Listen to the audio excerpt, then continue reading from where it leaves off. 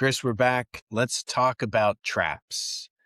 I think It's a when you trap. first, when you Had to sent start. me this, yeah, when you sent me this, I thought you were being kind of a jerk, but like, no, this is actually real. And the deeper you get into it, you realize, whoever came up with this acronym was just being was being maybe kind of funny, I guess, if not ironic. So look, let's just get into traps. A training repayment agreement provision. What the heck is this? And why should we So, care as trade secret nerds? well, I mean, no one likes a trap and no one likes falling into them. But this is really a clever workaround of what's happening with non-competes. And we've talked about non-competes along with lots of other people and how non-competes are under tremendous pressure at federal and state level uh, as Yeah. a as re, restricting people's ability to change jobs and feed their families. So, there's all this negativity directed at non-competes, which I understand. Yeah. Yeah. So traps are relatively new and like in a way, they're kind of clever way of getting a similar result of a non-compete, but without being a non-compete. So Right. the idea is that it's basically you stay working for the company, but if you decide to leave for any reason, you have to pay them back some money. So it's often called a stay or pay contract. And the idea behind it is the employer, in theory, provides lots of training and time and effort to making you into a good new employee. And if you leave, they suffer damage. So, and as a result, you have to repay them. So that's kind of the concept. But for a lot of normal employees, they can't afford to repay. So it's very much trapping that employee with that employer. So it's again, it's clever. Have they been litigated? They are starting to be litigated, and just like what we've seen with non-competes, the courts are saying traps are not inherently wrong, but they have to be tailored very specifically. So you can imagine the courts would want to see a very short time frame. Like if you said a trap lasts for 10 years or 20 years, the courts will say that's ridiculous. They also want to see the training being directed towards actual training. Ideally, training you in some specific skill or a specific certification that has an actual price tag. Like the the employer should be able to say, yeah, I invested $5,000 to send this person to a training class that resulted in a certification to make them a plumber, an electrician, a medical nurse, whatever. Uh, it shouldn't just say a big number. Like it shouldn't say that if you leave, you owe $2 million.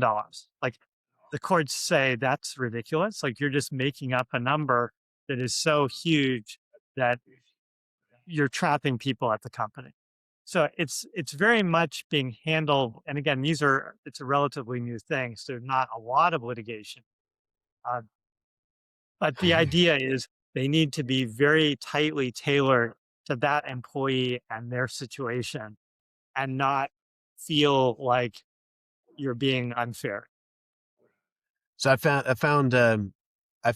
two here, actually 6 cases on that Grok served up to me, and PetSmart's back in the equation. Got to love it. Scally versus PetSmart, 2022 ongoing. Class action lawsuit filed in California state accused PetSmart of using deceptive traps in its grooming training program, requiring workers to repay up to $5,500 if they left before 2 years, even if they were fired. Plaintiffs allege violation of California Labor Code and Consumer Protection Act. The Colorado AG also filed a separate enforcement action against PetSmart on similar grounds. Yeah, it's that sort of starts to smell like non-compete, chaos, and just, maybe think about a different way to motivate your employees to stick around. Well, and the idea behind it in some ways makes sense. So, yeah, if the employer truly had to pay money to get an employee certified or to send them to a class, and then the Sure. employee left 2 months later, Yeah. the employer has incurred this cost. So Sure. asking that it get repaid in a short period of time doesn't sound that bad. But if you're talking about like a 5 year, it's similar to a vesting period, but it's not called Sure. vesting. But yeah, if it were 5 years and a huge amount of money, the courts will Right. say, come on, this is really functioning like a non-compete. And the Right. interesting thing that you hinted on was it actually doesn't matter where you go.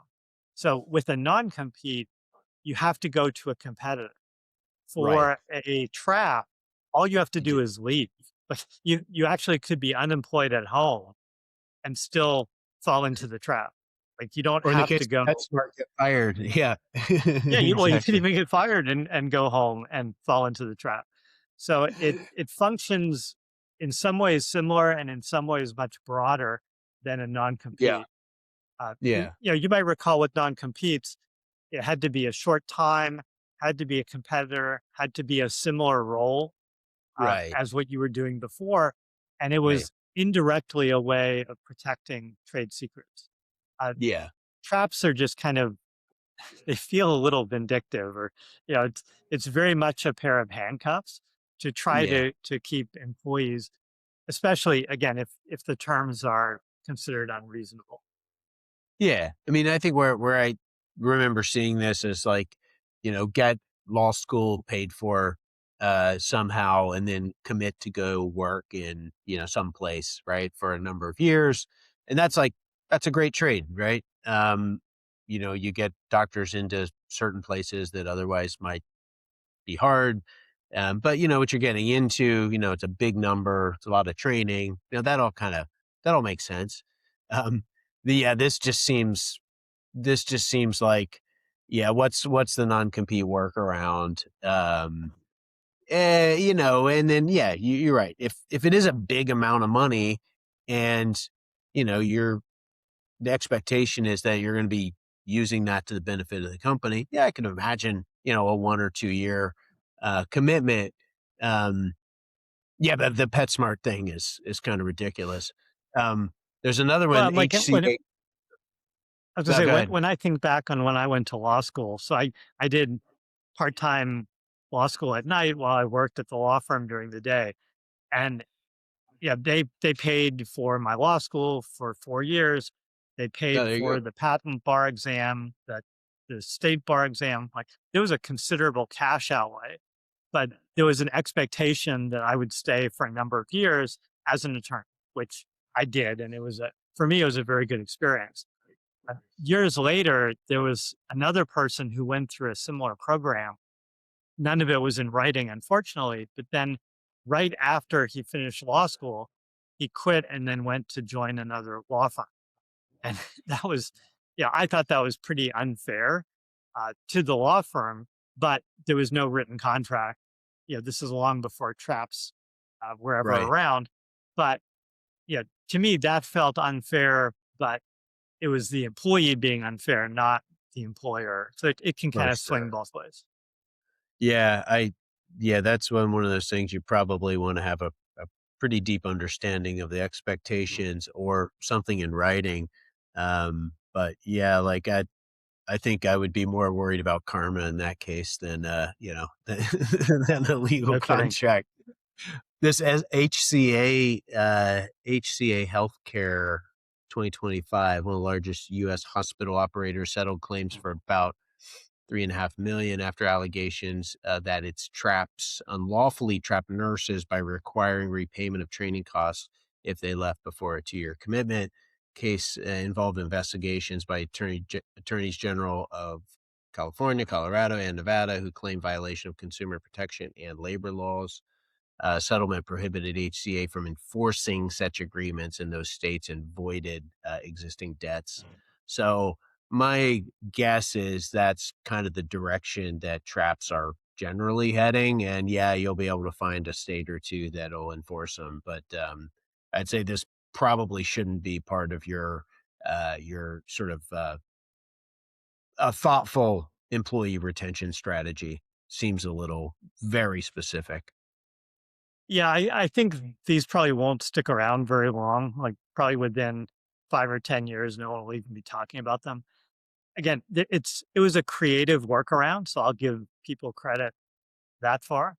But Yeah. it just feels like it's going to be viewed, very harshly by the courts, and to the extent that they do survive, there would have to be things like an actual receipt for a cash outlay was made by the company, or there's an actual certificate that you received by going through the training that you use in your future employment. Uh, but the idea of just having a trap as a way of retaining employees is probably better just to treat your employees well and give them a good job and a good manager rather than have them fall into a trap. That's my sage advice. We'll talk soon. Bye, Tim.